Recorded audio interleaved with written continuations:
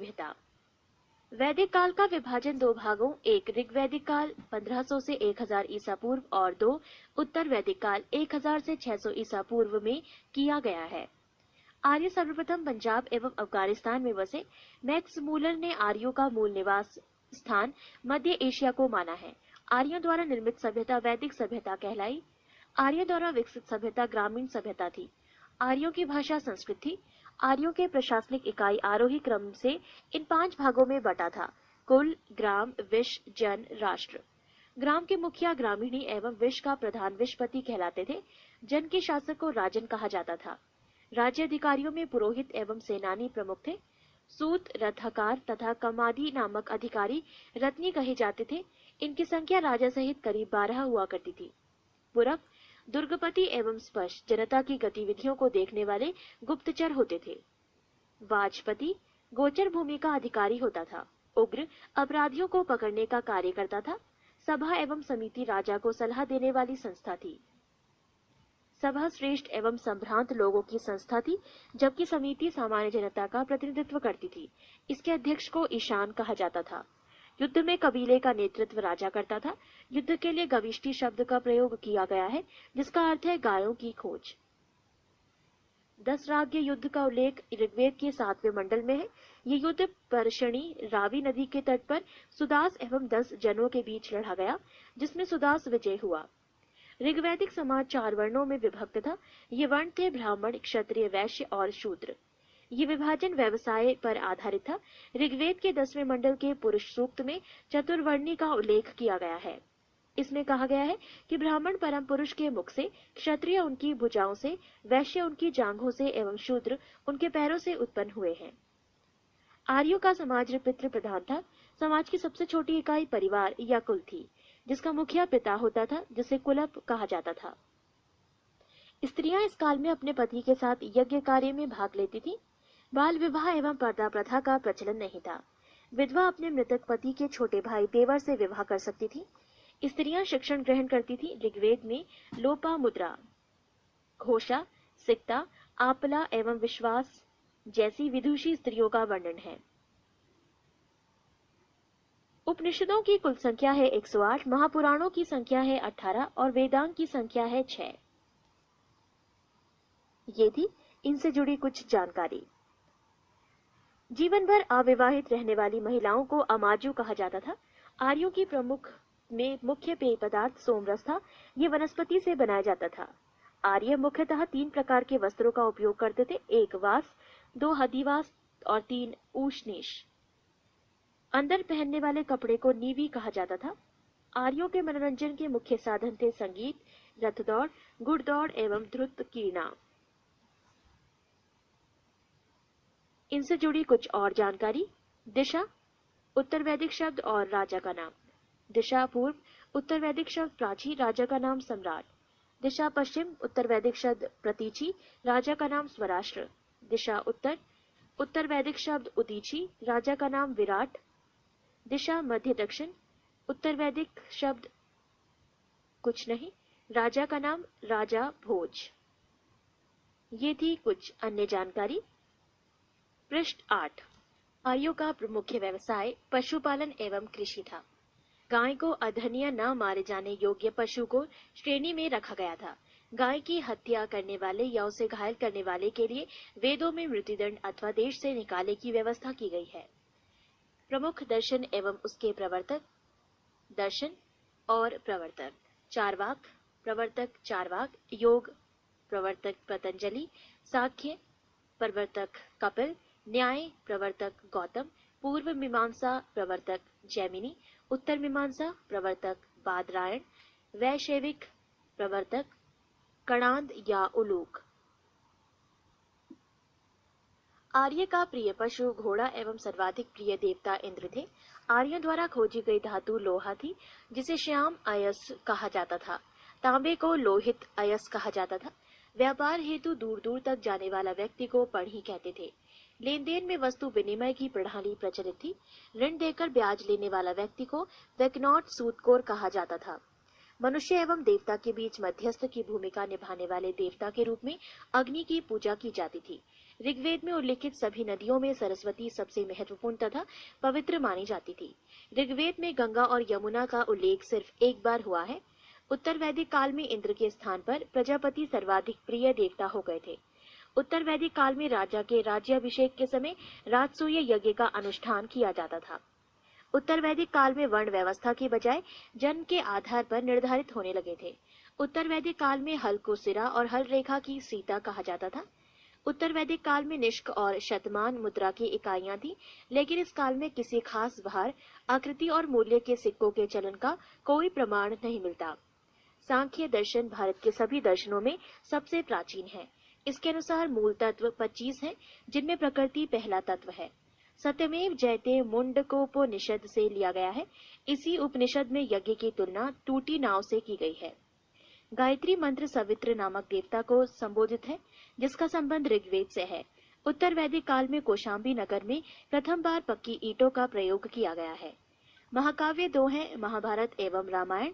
महाभारत का पुराना नाम जय संहिता है। ये विश्व का सबसे बड़ा महाकाव्य है। गोत्र नामक संस्था का जन्म उत्तर वैदिक काल में हुआ। ऋग्वैदिक कालीन नदियां। प्राचीन नाम कृंभ, आधुनिक नाम कुर्रम। कुंभा, आधुनिक नाम काबुल। वितस्ता, आधुनिक नाम झेलम। आस्किनी, आधुनिक नाम चिनाब। परपशनी, आधुनिक नाम रावी। शतुद्री, आधुनिक नाम सतलज। विपाशा, आधुनिक नाम व्यास। सदानीरा, आधुनिक नाम गंडक। दृष्टद्रुति, आधुनिक नाम घग्गर। गोमती, आधुनिक नाम गोमल। सुवस्तु, आधुनिक नाम स्वात। ऋग्वैदिक कालीन देवता। देवता इंद्र, संबंध युद्ध का नेता एवं वर्षा का देवता। अग्नि, देवता एवं मनुष्य के बीच मध्यस्थ। वरुण, पृथ्वी एवं सूर्य के निर्माता। समुद्र का देवता, विश्व के नियामक एवं शासक। सत्य का प्रतीक, ऋतु परिवर्तन एवं दिन रात का कर्ता। द्यौ, आकाश का देवता, सबसे प्राचीन। सोम, वनस्पति देवता। उषा, प्रगति एवं उत्थान देवता। आश्विन, विपत्तियों को हरने वाला देवता। पूषण, पशुओं का देवता। विष्णु, विश्व के संरक्षक एवं पालनकर्ता। मरुत, आंधी तूफान का देवता। पृष्ठ 9। आज महाजनपदों का उदय। बुद्ध के जन्म की पूर्व 6ठी शताब्दी ईसा पूर्व में भारतवर्ष 16 जनपदों में बटा हुआ था।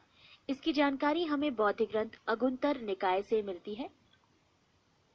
1. महाजनपद अंग, राजधानी चंपा। क्षेत्र आधुनिक स्थान भागलपुर, मुंगेर, बिहार। 2. मगध, राजधानी गिरिब्रज राजगृह। क्षेत्र पटना, गया, बिहार। 3. काशी, राजधानी वाराणसी। क्षेत्र वाराणसी के आसपास उत्तर प्रदेश। 4. महाजनपद वत्स, राजधानी कौशाम्बी। क्षेत्र इलाहाबाद के आसपास उत्तर प्रदेश। 5. महाजनपद वज्जी, राजधानी वैशाली, विदेह और मिथिला। क्षेत्र मुजफ्फरपुर एवं दरभंगा के आसपास का क्षेत्र। 6. महाजनपद कौसल, राजधानी श्रावस्ती। क्षेत्र फैजाबाद, उत्तर प्रदेश। 7. महाजनपद अवंती, राजधानी उज्जैन या महिष्मती। क्षेत्र मालवा, उत्तर प्रदेश। 8. महाजनपद मल, राजधानी कुशावती। क्षेत्र देवरिया, उत्तर प्रदेश। 9. महाजनपद पंचाल, राजधानी आहिचत्र कांपिल्य। क्षेत्र बरेलू, बदायूं, फर्रुखाबाद, उत्तर प्रदेश। 10. महाजनपद चेदी, राजधानी शक्तिमती। क्षेत्र बुंदेलखंड, उत्तर प्रदेश। 11. महाजनपद कुरु, राजधानी इंद्रप्रस्थ। क्षेत्र आधुनिक दिल्ली, मेरठ एवं हरियाणा के कुछ क्षेत्र। 12. महाजनपद मत्स्य, राजधानी विराटनगर। क्षेत्र जयपुर, राजस्थान के आसपास के क्षेत्र। 13. महाजनपद कंबोज, राजधानी हाटक। क्षेत्र राजौरी एवं हजारा। क्षेत्र उत्तर प्रदेश। 14. महाजनपद शूरसेन, राजधानी मथुरा। क्षेत्र मथुरा, उत्तर प्रदेश। 15. महाजनपद अशमक, राजधानी पोटली या पोतन। क्षेत्र गोदावरी नदी। क्षेत्र दक्षिण भारत का एकमात्र जनपद। 16. महाजनपद गांधार, राजधानी तक्षशिला। क्षेत्र रावलपिंडी एवं पेशावर, पाकिस्तान।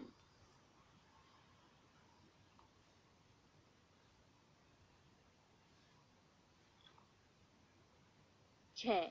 जैन धर्म।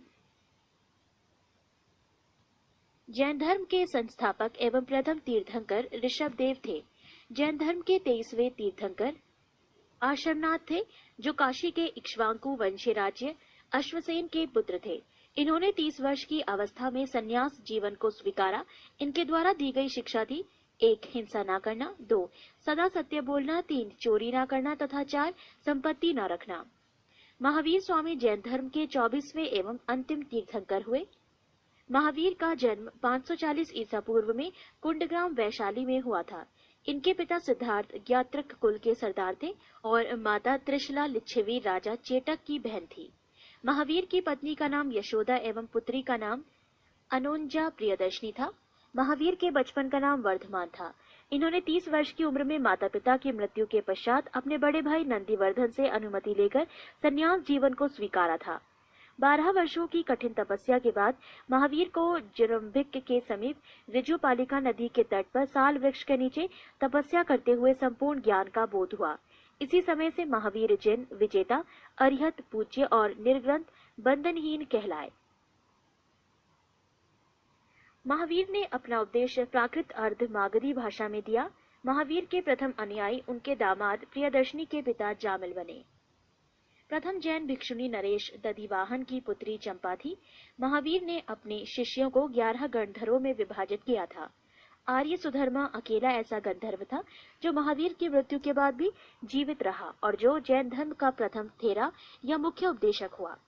लगभग 300 ईसा पूर्व में मगध में 12 वर्षों का भीषण अकाल पड़ा, जिसके कारण भद्रबाहु अपने शिष्यों सहित कर्नाटक चले गए। पृष्ठ 10। किंतु कुछ अनुयायी स्थूलभद्र के साथ मगध में ही रुक गए। भद्रबाहु के वापस लौटने पर मगध के साधुओं से उनका गहरा मतभेद हो गया, जिसके परिणाम स्वरूप जैन मत श्वेतांबर एवं दिगंबर नामक 2 संप्रदायों में बढ़ गया। स्थूलभद्र के शिष्य श्वेतांबर श्वेत वस्त्र धारण करने वाले एवं भद्रबाहु के शिष्य दिगंबर नग्न रहने वाले कहलाए। जैन धर्म के त्रिरत्न हैं: 1. सम्यक दर्शन, 2. सम्यक ज्ञान और 3. सम्यक आचरण। त्रिरत्न के अनुशीलन में निम्न 5 महाव्रतों का पालन अनिवार्य है: अहिंसा, सत्यवचन, आस्तीय, अपरिग्रह एवं ब्रह्मचर्य। जैन धर्म में ईश्वर की मान्यता नहीं है। जैन धर्म में आत्मा की मान्यता है।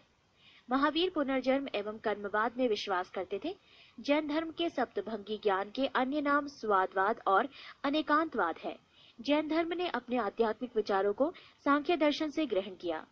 जैन धर्म मानने वाले कुछ राजा थे: उदयन वंद राजा, चंद्रगुप्त मौर्य, कलिंग नरेश खारवेल, राष्ट्रकूट राजा अमोघवर्ष, चंदेल शासक।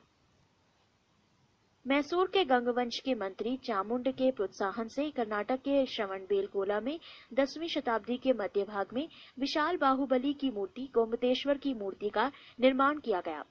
खजुराहो में जैन मंदिरों का निर्माण चंदेल शासकों द्वारा किया गया।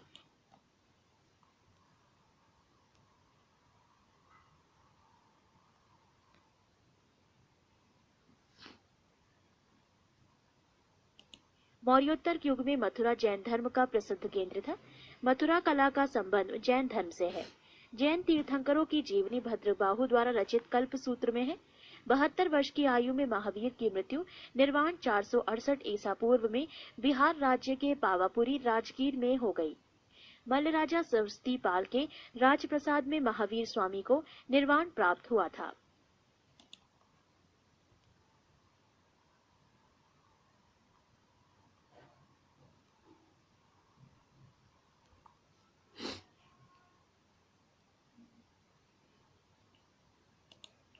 प्रमुख जैन तीर्थंकर और उनके प्रतीक।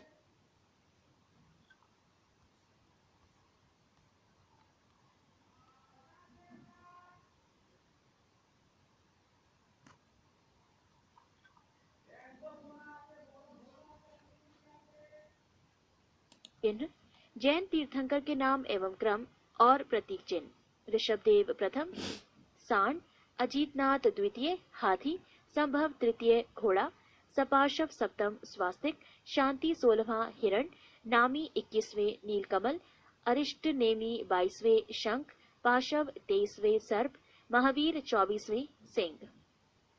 नोट: 2 जैन तीर्थंकरों ऋषभदेव एवं अरिष्ट नेमि के नामों का उल्लेख ऋग्वेद में मिलता है। अरिष्ट नेमि को भगवान कृष्ण का निकट संबंधी माना जाता है।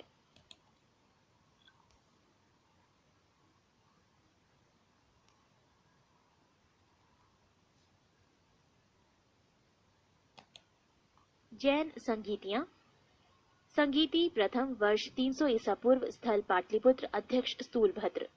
संगीति द्वितीय वर्ष 6ठी शताब्दी, स्थूल बल्लभी, गुजरात, अध्यक्ष क्षमा श्रवण।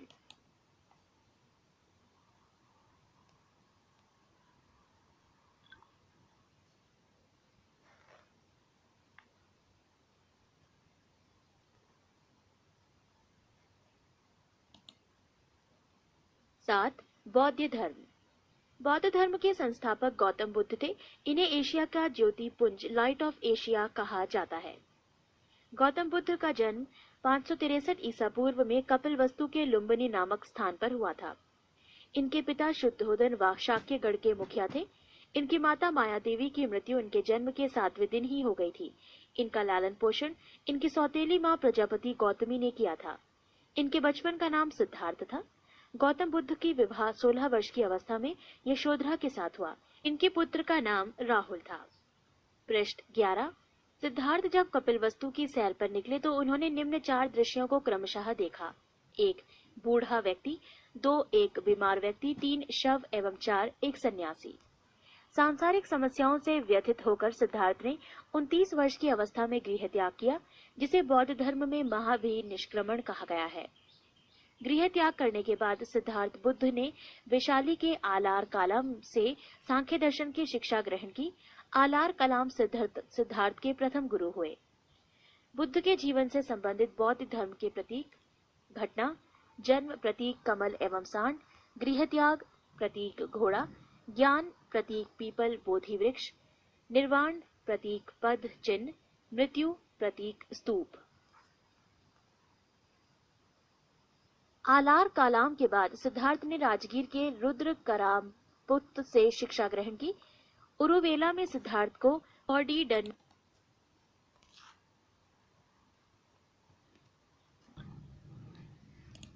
वप्पा, भादिया, महानामा एवं अससागी नामक 5 साधक मिले। बिना अन्न जल ग्रहण किए 6 वर्ष की कठिन तपस्या के बाद 35 वर्ष की आयु में वैशाख की पूर्णिमा की रात निरंजना फल्गु नदी के किनारे पीपल वृक्ष के नीचे सिद्धार्थ को ज्ञान प्राप्त हुआ। ज्ञान प्राप्ति के बाद सिद्धार्थ बुद्ध के नाम से जाने गए। वो स्थान बोध गया कहलाया। बुद्ध ने अपना प्रथम उपदेश सारनाथ ऋषि पत्तनम में दिया, जिसे बौद्ध ग्रंथों में धर्मचक्र प्रवर्तन कहा गया है। बुद्ध ने अपने उपदेश जन साधारण की भाषा पाली में दिए। बुद्ध ने अपने उपदेश कौशल, वैशाली, कौशाम्बी एवं अन्य राज्यों में दिए। बुद्ध ने अपने सर्वाधिक उपदेश कौशल देश की राजधानी श्रावस्ती में दिए। इनके प्रमुख अनुयायी शासक थे बिंबिसार, प्रसेनजित तथा उदयन। बुद्ध की मृत्यु 80 वर्ष की अवस्था में 483 ईसा पूर्व में कुशिनारा, देवरिया, उत्तर प्रदेश में चुंद द्वारा अर्पित भोजन करने के बाद हो गई, जिसे बौद्ध धर्म में महापरिनिर्वाण कहा गया है। मल्लों ने अत्यंत सम्मानपूर्वक बुद्ध का अंत्येष्टि संस्कार किया। एक अनुश्रुति के अनुसार मृत्यु के बाद बुद्ध के शरीर के अवशेषों को 8 भागों में बांटकर उन पर 8 स्तूपों का निर्माण कराया। बुद्ध के जन्म एवं मृत्यु की तिथि को चीनी परंपरा के कैंटोन अभिलेख के आधार पर निश्चित किया गया है। बौद्ध धर्म के बारे में हमें विशद ज्ञान पाली त्रिपिटक से प्राप्त होता है। बौद्ध धर्म मूलतः अनिश्वरवादी है। इसमें आत्मा की परिकल्पना भी नहीं है। बौद्ध धर्म में पुनर्जन्म की मान्यता है। तृष्णा को क्षीण हो जाने की अवस्था को ही बुद्ध ने निर्वाण कहा है। विश्व दुखों से बरा है का सिद्धांत बुद्ध ने उपनिषद से लिया। बुद्ध के अनुयायी 2 भागों में विभाजित थे। एक भिक्षुक, बौद्ध धर्म के प्रचार के लिए जिन्होंने संन्यास ग्रहण किया उन्हें भिक्षुक कहा गया। 2 उपासक, गृहस्थ जीवन व्यतीत करते हुए बौद्ध धर्म अपनाने वालों को उपासक कहा गया। बौद्ध संघ में सम्मिलित होने के लिए न्यूनतम आयु सीमा 15 वर्ष थी।